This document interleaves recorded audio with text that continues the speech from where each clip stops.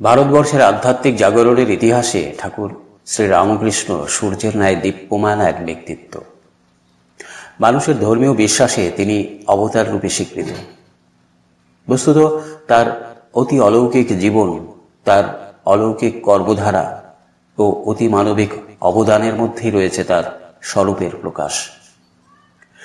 সমাজ যখন সর্বতোভাবে কলুষিত হয়ে ওঠে, স্বভাবতই সৎ মানুষদের ঈশ্বর উদ্দেশ্যে কাতরতা অশ্রুসিক্ত হয়ে ওঠে। তাদের আন্তরিক আবেদনে আমাদের জীবনকে পরিশুদ্ধ করতে স্বয়ং ঈশ্বরের শক্তি নেমে আসে মানুষের ধূলিমলিন পৃথিবীতে। সাধারণ মানুষদের মধ্যে থেকেই তারা যাপন করেন অসাধারণ জীবন। মানুষের চলার পথের পাথেয় রেখে তারা আবার বিদায় নেন মাটির পৃথিবী থেকে। এই বিশ্বাস কেবল ভারতবর্ষের আধ্যাত্মিক চেতনার বিশ্বাস নয়, আদিকাল থেকে সমস্ত পৃথিবীর মানুষই ঈশ্বর প্রেরিত এই শক্তি তথা অবতারের কথা স্বীকার করে গেছেন এবং তাদের আরাধনা করে এসেছেন। এই মহাপুরুষদের জীবন পর্যালোচনা করলে আমরা উপলব্ধি করতে পারি তাদের ঈশ্বরীয় সত্তাকে, যা একদিকে অলৌকিক জগৎ এবং অপরদিকে লৌকিক জগৎকে ধারণ করে রয়েছে। ঈশ্বরের অবতার রূপে মানুষের পৃথিবীতে যাদের আবির্ভাব ঘটেছে, তাদের প্রায় প্রত্যেকেরই জীবনের শুরু থেকেই অলৌকিকতার প্রকাশ ঘটেছে। শ্রীরামকৃষ্ণের জীবনেও এমনি অলৌকিকতা কিছু কম ছিল না। তবে তার জীবনের অলৌকিকতা আরও কিছুটা বিস্তৃত হয়েছিল। মাতা চন্দ্রমণির গর্ভাবস্থায় বিভিন্ন দর্শন ও ব্যবহার আমাদের কাছে আরও মধুর ও স্বর্গীয় হয়ে উঠেছে। কামারপুকুরের দরিদ্র ব্রাহ্মণ ক্ষুদিরাম আর তার স্ত্রী চন্দ্রমণি ছিল ধর্মের সংসার। দুজনেই সমান সরল ও ঈশ্বরন্ত প্রাণ। একবার ক্ষুদিরাম গয়াধাম দর্শনে গেছেন। সেখানে স্বপ্ন দেখলেন স্বয়ং নারায়ণ তাকে বলছেন তিনি ক্ষুদিরামের সন্তান হয়ে জন্মগ্রহণ করবেন। এদিকে ঠিক একই সময় কামারপুকুরের একটি শিব মন্দিরের সামনে চন্দ্রমণি দেবী হঠাৎ অজ্ঞান হয়ে পড়লেন। সেই অবস্থায় তিনি দেখলেন যে মন্দিরের বিগ্রহ থেকে একটা জ্যোতির্বলয় বিচ্ছুরিত হয়ে তার দেহে মিলিয়ে গেল। গয়াধাম থেকে ফিরে এসে ক্ষুদিরাম কিন্তু অবিশ্বাস করতে পারলেন না। তিনিও তো এইরকমই স্বপ্ন দেখেছিলেন। ঈশ্বরের অহৈতুকী অনুগ্রহে দুজনেই পরিতৃপ্ত হয়ে উঠেছিলেন। গর্ভাবস্থায় চন্দ্রমণি একদিন দুপুরে ঘরের দাওয়ায় বিশ্রামরত অবস্থায় দেখতে পেলেন হাসির চওড়া তিনমুখ এক দেবতা উঠোনে উপস্থিত হয়েছেন। তার মুখটা বড় লাল। রোদে দেবতার কষ্ট হচ্ছে ভেবে দেবতাকে অনুরোধ জানালেন খানিক বিশ্রাম করে একটু কিছু মুখে দিয়ে যাওয়ার জন্য। দেবতা হেসে মিলিয়ে গিয়েছিলেন। এমনি দর্শন উপলব্ধি এই অবস্থায় একাধিকবার ঘটেছে চন্দ্রমণির জীবনে।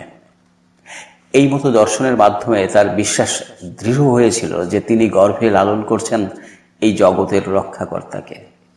ঠাকুর যে অবতার রূপে আবির্ভূত হয়েছেন এই কথা অতি স্পষ্টভাবে নিজেই একদিন প্রকাশ করেছিলেন সংশয় নরেনের কাছে।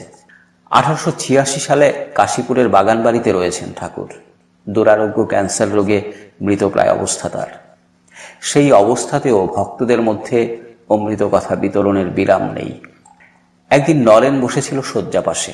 ঠাকুরের রোগক্ষীণ অবয়বের দিকে তাকিয়ে থাকতে থাকতে হঠাৎ তার মনে হলো এই অসহনীয় কষ্টের মধ্যেই যদি ঠাকুর স্বীকার করেন যে তিনিই ঈশ্বরের কার্য সম্পাদনের জন্য প্রেরিত অবতার, তবেই বোঝা যাবে ঠাকুর সত্যিই তাই।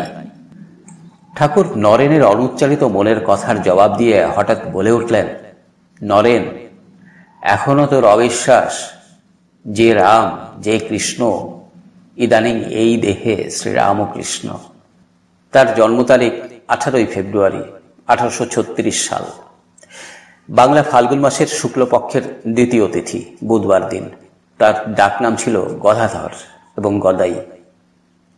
বাল্য বয়সে সামান্য পড়াশোনা যা করেছেন তা কামারপুকুর গ্রামে জমিদার লাহাবাবুদের পাঠশালায়। বাল্য বয়সেই ভালো গান গাইতে পারতেন, অভিনয় করতে পারতেন, ছবি আঁকতেন, মাটি দিয়ে কুমোরদের মতন মূর্তি গড়তে পারতেন। 6 বছর বয়সের মধ্যেই মোটামুটি লিখতে পড়তে শিখে গিয়েছিলেন।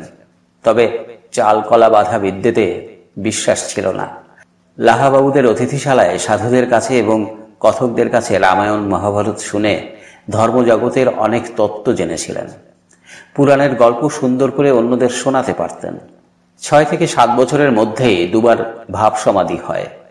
জগতের অন্যান্য অবতার পুরুষদের মতন রামকৃষ্ণ শিশুকাল থেকেই অবতার বলে পূজিত হয়েছিলেন। কামারপুকুর গ্রামে চিনু শাখারি নামে এক বয়স্ক ভক্তিমান ব্যক্তি ছিলেন। তিনি একদিন গদাধরকে পুজো করে বলেছিলেন, গদাই, জগৎ যেদিন তোমাকে পুজো করবে তখন এই পৃথিবীতে আমি থাকবো না। এই চিনু শাখারি শ্রী রামকৃষ্ণকে ভগবান রূপে প্রথম আরাধনা করেছিলেন। 1854 সালে উপনয়ন হয়।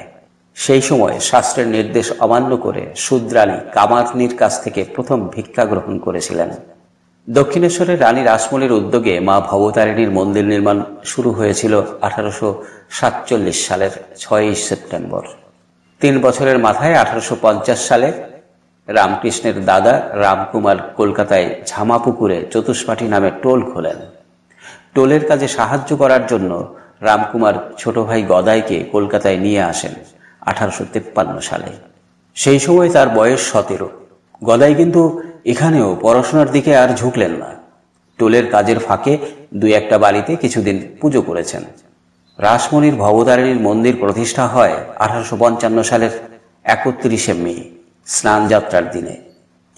এই মন্দির প্রতিষ্ঠাই ছিল ধর্মপ্রাণ রানী রাসমণির জীবনের শ্রেষ্ঠ কীর্তি। রামকুমার হয়েছিলেন মন্দিরের পুরোহিত। গদাধর মা কালীর বেশকারীর কাজ মেনে নিলেন। তার সহকারী নিযুক্ত হলেন ভাগ্নে হৃদয় ওরফে হৃদয় রাম মুখোপাধ্যায়। সময়টা 1855 সাল। সেই বছরই গদাধর দাদার কাছে কালী পুজো শিখে নিলেন আর শক্তি মন্ত্রে দীক্ষা নিলেন কিনারাম ভট্টাচার্যের কাছে।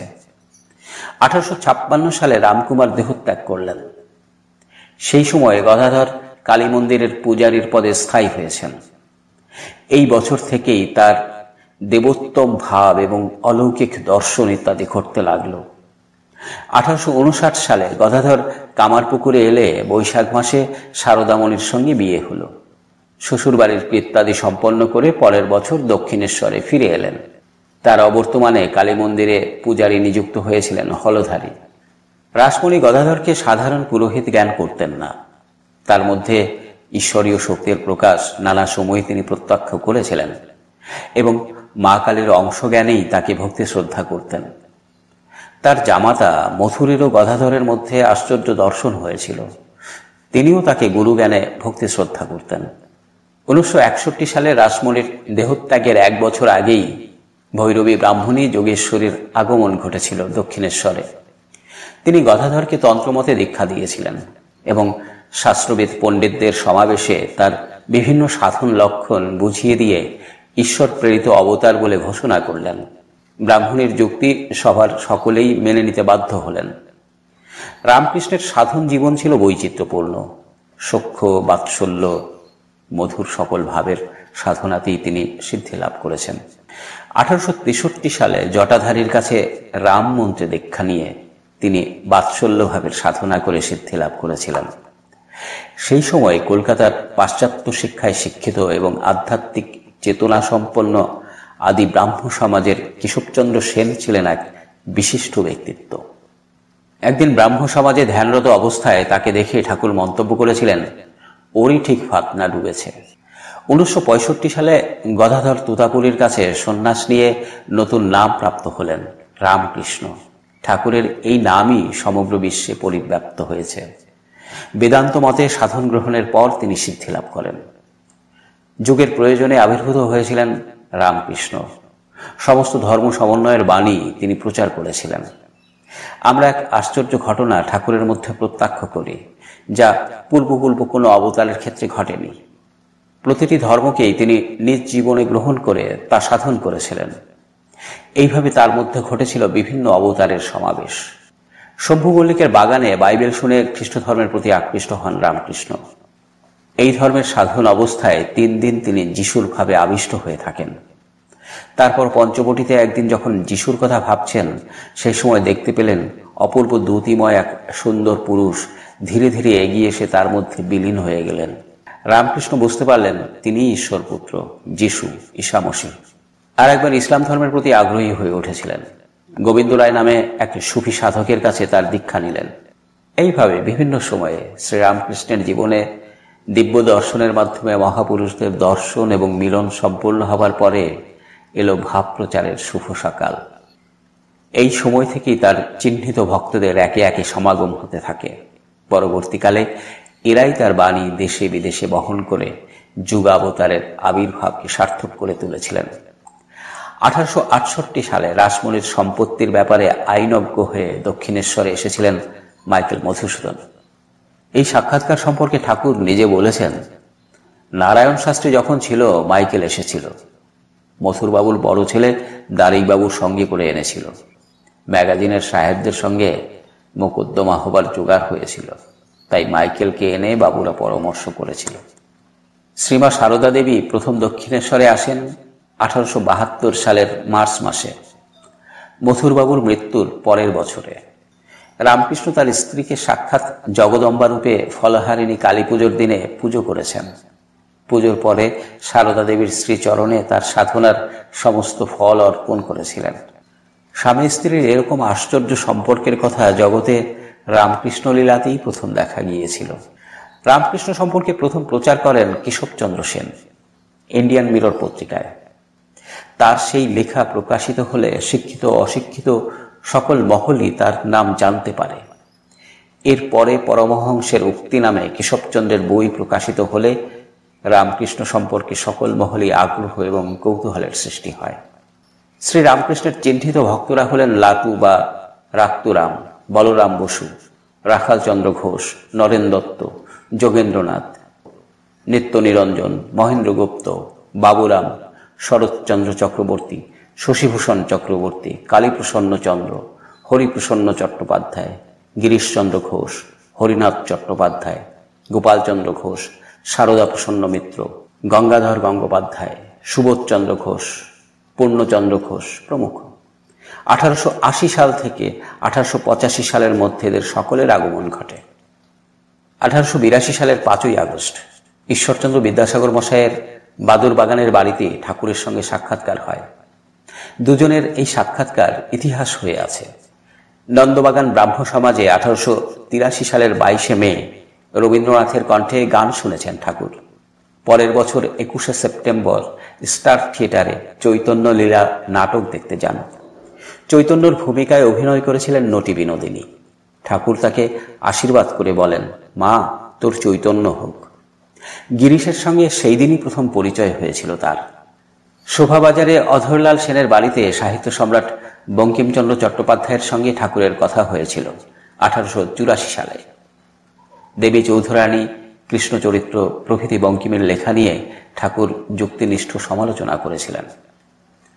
1883 সালের 1 জানুয়ারি ঠাকুর কল্পতরু হয়ে 11 জন চিহ্নিত ভক্তকে গেরুয়া কাপড় এবং রুদ্রাক্ষের মালা দান করেন। এরা সকলেই পরে সন্ন্যাস গ্রহণ করেন। একখানা কাপড় রেখে দিয়েছিলেন গিরিশের জন্য। নরেনকে লোকশিক্ষার চাপরাস দান করেন 1886 সালে। নরেন আপত্তি প্রকাশ করলে মন্তব্য করেছিলেন, তোর ঘাড় করবে। সেই বছরই কলকাতার লোকেদের ভার দিয়েছিলেন সারদা দেবীকে। বলেছিলেন, কলকাতার লোকগুলো অন্ধকারে কিলবিল করছে, তুমি তাদের দেখো।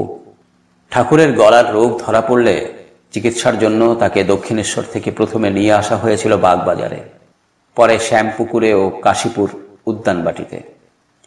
এখানেই 1886 সালে নরেনকে যথাসর্বস্ব দিয়ে বলেন, আজ যথাসর্বস্ব তোকে দিয়ে ফকির হলুম, তুই এই শক্তিতে জগতের কাজ করবি, কাজ শেষ হলে ফিরে যাবি।